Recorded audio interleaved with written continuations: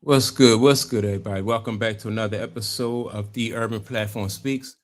Make sure to like and subscribe as you tune into the channel and you check out the content. And with that being said, man, I wanna react to some statements and a conversation that was had by Larry Johnson, former NFL running back, and he was on the Jason Whitlock show, right? And he basically they were discussing LeBron James and the decisions LeBron James has made throughout his career and what path LeBron James has chosen to go down as far as being a professional athlete, right? I thought it was an interesting conversation.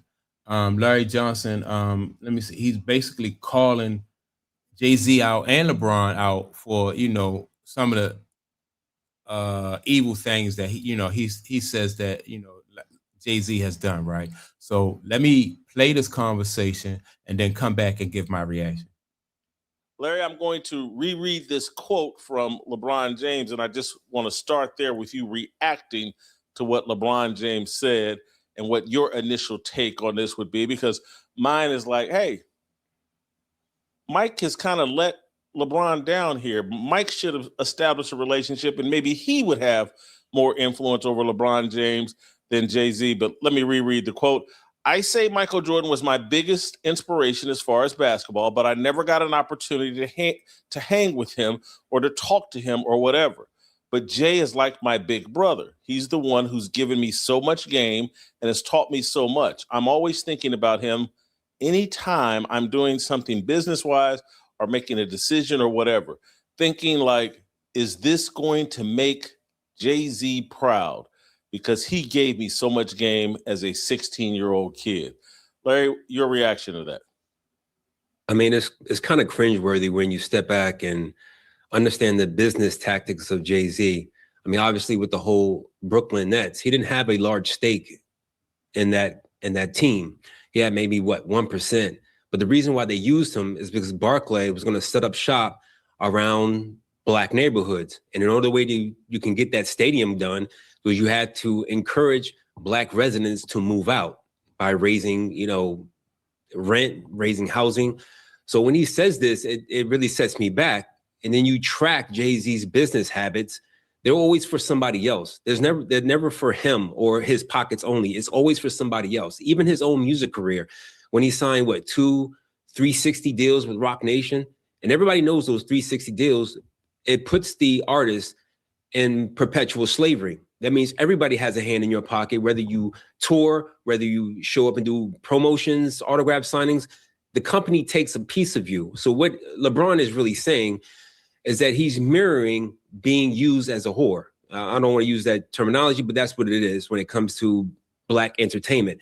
Somebody else is taking his money out of his pockets. Now, mind you, they could boast that. Now, that's a good point that Larry Johnson make, right? Like because people say that LeBron James have Rich Paul, Maverick Carter, and Randy Mims right around him. So people say, well, all right, well there's a bunch of young black guys behind LeBron James, and it looks like they have they know what they're doing. But those guys are they not really running things as far as like the major decisions that go on with they basically the front men, LeBron and the people behind, those guys that are standing beside him. There are other people behind LeBron James that are really making the big decisions for LeBron James, and they're making a ton of money off of LeBron James. And so it looks like that, and they want to portray this image that LeBron James is, you know, just like when people used to say, well, Jay Z, not Jay Z, what's the guy name? Puff Daddy on Ciroc, and then when you find out that he was just the face of Ciroc and just advertising for Ciroc, then people, they was up in arms. But a lot of times, that's what those guys are in the entertainment, the entertainers and the athletes. They basically just pitchmen. They the front, they the front men for these big businesses. Same thing with like Rockaway and all that stuff. And what's the Sean John? They had people behind the scenes financing these clothing lines. Um, you know, So and they were just the front, and but the real money was being made by other people behind the scenes. So it's all really just smoke and mirrors. Billionaires. I think that just flavors so all young African Americans can aspire to have their money taken from them and also have their brand and their image used however they wants to be used. Now, there is really no real businesses that go on with Jay-Z and LeBron. I mean, not real business. Like real business is done with people who don't need partners, who don't need people in your pockets, don't need to tell people, hey, you can't have your hair like this. You got to look like this. If you look at LeBron's, And let me speak to that, right? And I always talk about brands. I think players today, these young athletes and entertainers today, have less control over their brands than or less knowledgeable about their brands, even though we have so many different media, these different social media platforms. They don't really control their brands like that. They either they're reckless with their brand, they go out and they get caught up doing stuff that they should be doing, or either they allow other people to control their brand. I think, and I always say that Rich Paul and the people around LeBron James should have done a better job of helping him to manage his brand and repair his image, because that your brand is what that's your lifeline. That's where all your that's where you can tap into, and you can always draw back on your brand, because people respect you, people love you, and people are going to do business with you and buy from you because of your brand. And so you can't have LeBron James be the kind of person that is very polarizing, right? Because that's not good for his brand.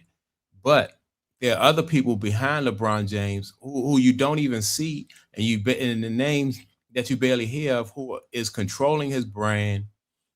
And LeBron James being polarizing, means that pretty soon, there's not a long-term plan for LeBron James if they are allowing LeBron James brand to be polarizing like that, because that's not a long-term strategy.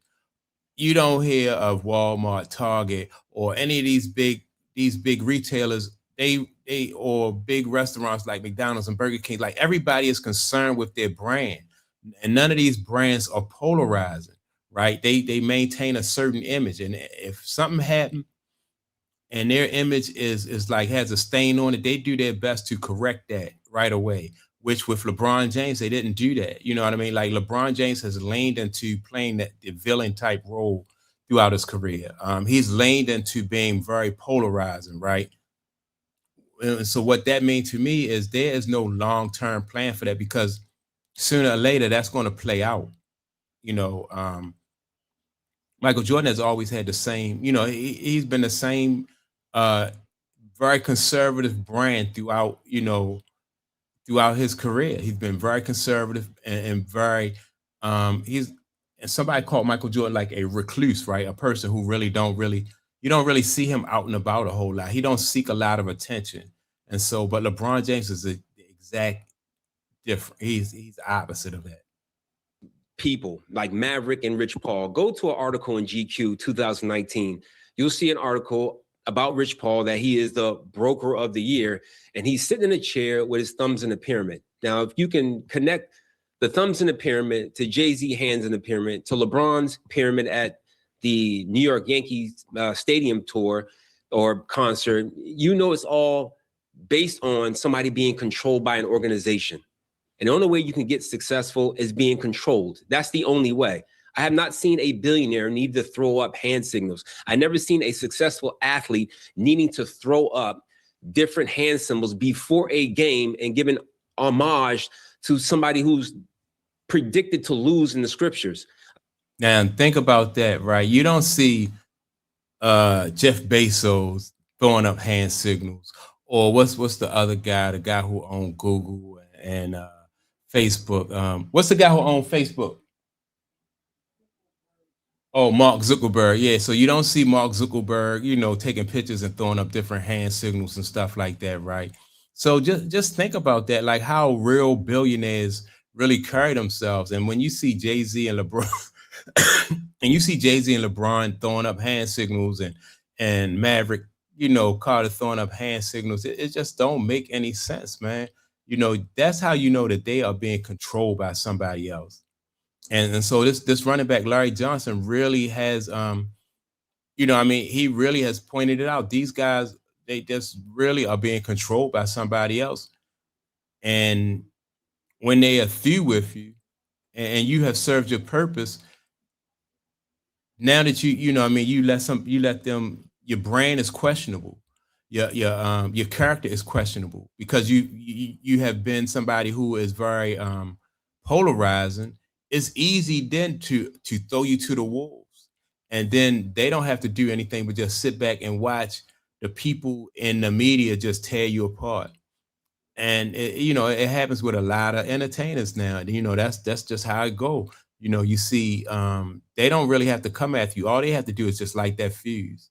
You saw it with R. Kelly. Once they got tired of R. Kelly, and his shenanigans and everything that he's done, they just allowed the people of his community to take him down. But while he was being protected by them, the people, he was off limit to them. Same thing with Puff Daddy. Like Puff Daddy, was involved in a whole lot of stuff. And then once they got tired of Puff Daddy, they cut him loose and they allowed the people in his community. It looks like the people in his community taking him down. But the whole time these guys are being protected by the powers that be. So I don't know, man. I don't get why like LeBron James right now, I think it's like 40 something years old, 41, 42, something like that. And it was saying to me that, like you would get older and wiser. I could see LeBron James at 16, 17 years old, and the NBA come to him and he's, he don't know what he's, like what he's getting himself into at that age. But by the time you become an adult and you see some of the things that's going on, it I just think that you should be wiser. He should be wiser, and the people around him should be wiser. I just think that by the time LeBron James's career, like once his career is over with, I don't know, like what other use that the NBA and Nike and all these big companies are going to have for him because he's polarizing. He's right now LeBron James, he's good for content as far as like content because he's polarizing, like I said. But like as far as moving merchandise, like Michael Jordan is still number one. Michael Jordan is the one, like everybody is buying his tennis shoes, his merchandise, right? LeBron James is not moving merchandise like that. So he really don't, he don't have that type of leverage. His fan base is fractured. His fan base is fractured between Miami, Cleveland, LA.